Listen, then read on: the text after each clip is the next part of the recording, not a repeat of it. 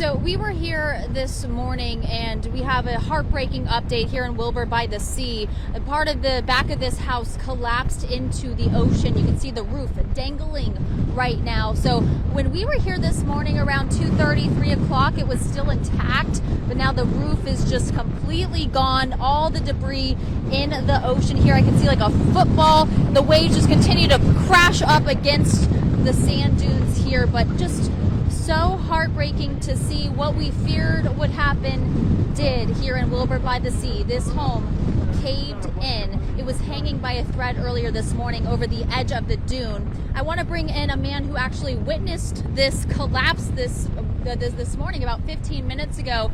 This is Phil Hanner here. He lives in Daytona Beach Shores. You saw this happen. What did it sound like? What did you hear? I was standing right there and I heard a loud crack, and that whole section of wall, the seawall that went out toward the ocean, fell over. Part of it hit this beam that holds up what we're standing on and actually knocked that one loose. And it fell in the water, and even though you expect this damage, you don't expect to be standing here when something like this happens. And it's gotten worse in the last 10 minutes.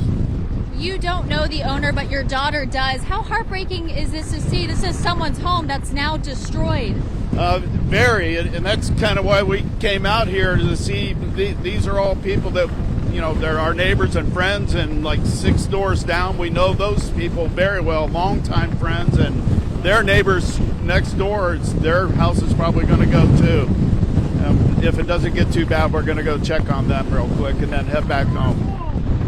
Well, the good news is no one was in that home when this happened. Everyone got out safely last night, but you can see the wind still whipping, the waves coming up right now.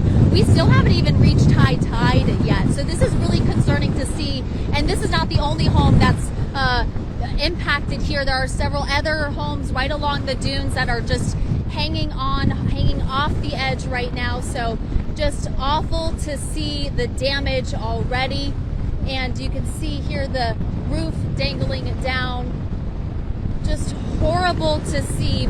And those waves, they're angry, they're relentless. They continue to pound up against the edge of the dunes here and just taking more and more debris out with it. So all of these dunes were impacted by Hurricane Ian several weeks ago. Those seawalls were wiped out, and now with Nicole, she just unleashed those waves onto the dunes here, causing just total devastation. People have lost their homes.